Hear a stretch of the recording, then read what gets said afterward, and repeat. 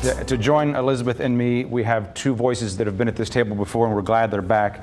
Chris Krehmeyer from Beyond Housing and Todd Swanstrom from the University of Missouri St. Louis Public Policy Research Center. So let's kind of maybe bring this conversation a little bit more locally. Todd, Elizabeth kind of mentioned that suburbs can mean different things. What is a suburb in the St. Louis region? How do you define that? Or is it St. Louis stands out for the fact that the borders of the city have been fixed since 1875, so that it's what's called an inelastic city. So that means that our suburbs are big. I mean, we're talking the city is only about 11% of the population of the region, so a lot of the region is, and I would say really, if you think about it, I call the core city, St. Louis County and city is the core. If you put those together, they're about 50% of the region population. That's really the urban core now. It's no longer the city. I think we have a mindset, we think St. Louis City. It's been so many decades.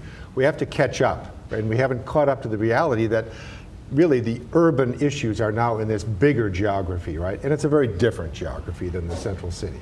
So that kind of leads to my next question, because if you said that we were just talking about the city versus the counties, people might say, well, that's where the people are, that's where the poverty numbers are going to be. But you're seeing this outside the urban core, however we are defining it here, as you're saying. Is that fair?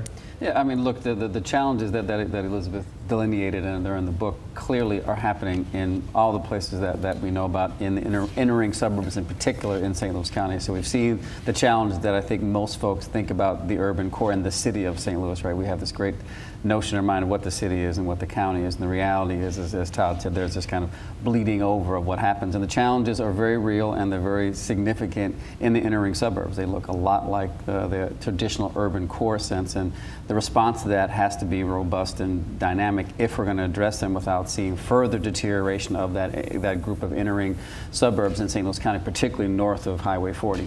I was just going to ask you, how is this playing out geographically in our area? I think as a general, if you look north of Highway 40 is where you see the higher degrees of poverty, but clearly there have been some south in the entering suburbs. But clearly if you look at, you go through U-City to Pagedale to Wellston to Pine Lawn to Hillsdale, you see significant percentage of people living in poverty, and then the associated challenges that come with that, not only for the children, the families that live there, but for the entire community, whether or not that place has been poor and struggling for a long time or not. The associated challenges come with that, and then we have to have a response that meets those multi-challenges in the same vein. Yeah, I would say that the challenges of suburban poverty are more difficult than the challenges of central city poverty, in the sense that you don't have the institutions that have been laid down in the city, going back to the War on Poverty, to the civic organizations and voluntary organizations that formed over the decades. When you get into many of these suburban communities, you simply don't have the number of civic organizations that you have in the city to address these issues. You've talked about that as well. I mean, we're a little disconnected in our suburban areas as well, where we might not get help from our neighbors, for instance. Right. Well, often the safety net is patchier and thinner and less present in these suburban communities. And I think the challenge on top of that is it's not just the nonprofit safety net that's thinner, but the capacity of these municipalities themselves may be more limited than what you can do in a larger city or in a bigger county, for instance. So that brings additional challenges in thinking about these institutions weren't in place over the long term, and now this rapid shift that a lot of places are seeing, it's even that much harder to catch up and grapple with those challenges. Are they aware there's a problem? That really varies depending on the community. At least what we found in traveling around the country and talking to this, because this is something that's happened in almost every major metro area, this rapid rise of suburban poverty in recent years. And the awareness it's very varied depending on where you are. So part of it is just an education issue, being able to update people's perceptions and understanding of where poverty is, who's being affected by it, so that you can better confront it. But then also building the political will to do so, and then marshaling the resources that it will take to better address these issues in these communities. Do we look like other metro regions our size? Do we look better, worse? In some ways, this region was sort of ahead of the curve on the shift towards the suburbs, in part, I think, because what Todd was saying, in the way that this region has developed over time, in that, you know, nationally about 55% of the poor population is in the suburbs. Here in this region, it's over 3/4. So again, it's just ahead of the curve on a trend that's happening in regions across the country. Well, we said we are not afraid of tough conversations, and you just said that that it's worse in the northern part of our county, and I think we all know when you talk north and south in St. Louis, whether it's the city or the county, there can be a race factor in there as well. How does that play into this conversation? Well, look, for decades there has been policies and institutions that promote racist policies that lead to African American community suffering.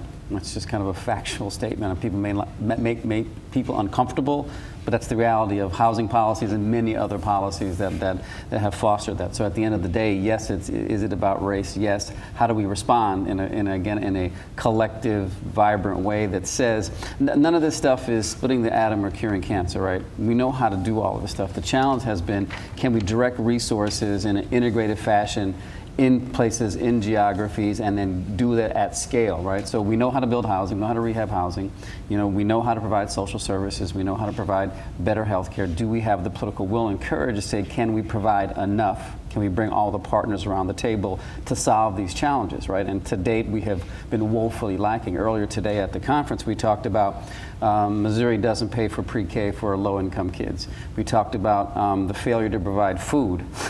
Right, we're struggling to feed our children in the region, right? So we have a long way to go if we want to be honest about making things better, and it's the collective us that's going to take to move the needle on, are we going to provide the resources for the things we know that are going to make life better for those in our community, and as a byproduct, make the region stronger? I think the issue of race is really important here, but I think for the average citizen, average white, middle-class, suburban resident, they think, well, up to in the civil rights movement, that ended, right? The kind of overt racial Jim Crow legislation ended, and we're now in a new world. But the problem is that if you read the history of St. Louis, I mean, it was directly, the state directly contributed to segregation, to a lack of African Americans being able to own their own homes. The federal government wouldn't insure homes in black neighborhoods for decades.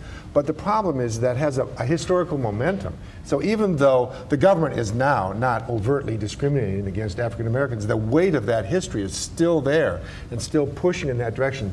And I think it's difficult for the average citizen to understand, in the book I wrote, we call this thick injustice. It's kind of hard to see and has deep roots. It's very hard to grasp it. So the race issue is tough because I think a lot of people don't see today, hey, it's up to you. Barack Obama is president, right? Why can't you get ahead? So I think it's a difficult issue because it has these deep historical roots and it has a spatial manifestation, which is hard to change. Well, again, when you look at the disproportionate number in our community of African American families living in poverty, and again, the weight of that on your shoulders each and every day. I think, again, for a typical middle-class person, irrespective of race, to really fully grasp the understanding of the challenges every day to live with poverty on your shoulders. Is there going to be food in the refrigerator? Can I keep my utilities on? Is my car going to work today? Can I get my child to daycare? All of that stress literally just wears you down in so many different ways. And the expectation is, pull yourself up by the bootstraps. Today, I think, is by and large unrealistic. But quickly here, we have this map. This is just St. Louis County. Todd, you talked about the suburbs go beyond St. Louis County, but there are some parts that might surprise some people where you're seeing the highlighted areas in all parts of the region where there's suburban poverty, as it's defined here, as below the federal poverty level. Is that sure, surprising? Yes. And as you've pointed out, there's even pockets of poverty going further out into Lincoln and Jefferson, right, growing more rapidly out there, which I think is very surprising. Yes, where they've seen the poor population more than double in just the span of a decade. So very rapid increases in the poor population. And I think that's really important that entering suburbs continue to struggle and are often experiencing similar challenges that big cities and urban areas have experienced for decades. But now these challenges have moved beyond the inner ring. It really is a regional challenge. And in some ways, some of those outer-lying suburbs may be even more ill-equipped to deal with the challenges that they're seeing today.